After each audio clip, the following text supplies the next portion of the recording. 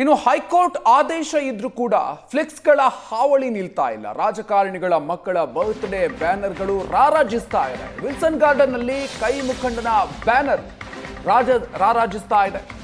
High court ಆದೇಶ ಇದೆ, ಆದ್ರೂ ಕೂಡ ಇದ್ಯಾವುದು ಕೂಡ ಇವರುಗಳಿಗೆ ಲೆಕ್ಕಕ್ಕೆ ಇಲ್ಲ.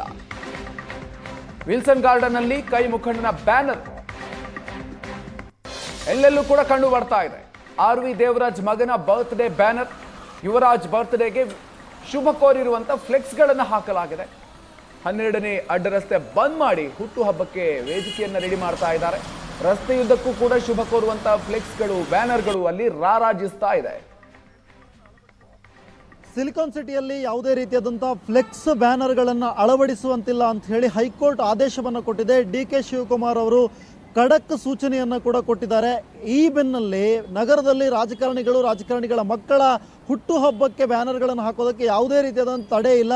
ಸದ್ಯಕ್ಕೆ ನಾನು ವಿಲ್ಸನ್ ಗಾರ್ಡನ್ನಲ್ಲಿದ್ದೀನಿ. ವಿಲ್ಸನ್ ಗಾರ್ಡನ್ನಲ್ಲಿ ಗಮನಿಸ್ತಾ ಇದ್ದೀರಾ ನೀವು, ಆರ್.ವಿ. ಯುವರಾಜ್ ಅಂತ ಹೇಳಿದ್ರೆ ಮಾಜಿ MLA ಆರ್.ವಿ. ದೇವರಾಜ್ ಅವರ ಮಗ ಆರ್.ವಿ. ಯುವರಾಜ್ ಅವರ ಹುಟ್ಟುಹಬ್ಬಕ್ಕೆ ಶುಭಾಶಯವನ್ನು ಕೋರಿರುವಂತಹ ಫ್ಲೆಕ್ಸ್ ಬ್ಯಾನರ್ಗಳು ತಲೆ ಎತ್ತಿರುವಂಥದ್ದು ಗಮನಿಸ್ತಾ ಇದ್ದೀರಾ. 5/7/2025 ಮೋಸ್ಟ್ಲಿ ಇವತ್ತು ಅವರ ಬರ್ತ್ಡೇ ಅಂತ ಅನ್ಸುತ್ತೆ. ಈ ಹಿನ್ನೆಲೆಯಲ್ಲಿ ಹುಟ್ಟುಹಬ್ಬಕ್ಕೆ ಶುಭಾಶಯಗಳನ್ನು ಕೋರಿ ಹಾಕಿರುವಂತಹ ಬ್ಯಾನರ್ಗಳು ಜೊತೆಗೆ ಫ್ಲೆಕ್ಸ್ಗಳು ಸದ್ಯ ಇಡೀ ಈ ವಿಲ್ಸನ್ ಗಾರ್ಡನ್ನ ರಸ್ತೆಗಳಲ್ಲಿ ರಾರಾಜಿಸ್ತಾ ಇರುವಂಥದ್ದು ಗಮನಿಸ್ತಿದ್ರೆ. ಪ್ರತಿ ಒಂದು ಕರೆಂಟ್ ಪೋಲ್ಗಳಲ್ಲಾಗಿರ್ಬೋದು, ರಸ್ತೆಯ ಬದಿಗಳಲ್ಲಾಗಿರ್ಬೋದು, ಎಲ್ಲ ಕಡೆಗಳಲ್ಲೂ ಕೂಡ ಈ ಥರದ ಒಂದು ಫ್ಲೆಕ್ಸ್ಗಳನ್ನು ಅಳವಡಿಸಿರುವಂಥದ್ದು.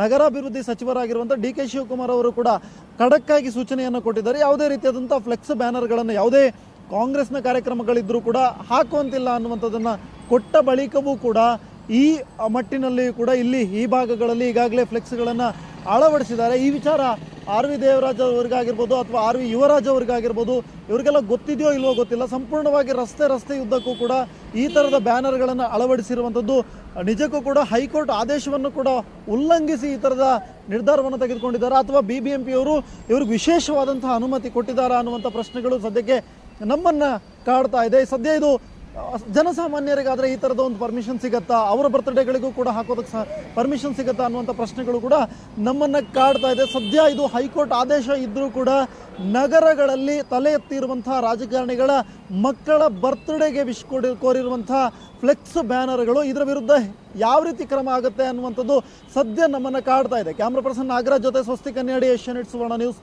ಬೆಂಗಳೂರು.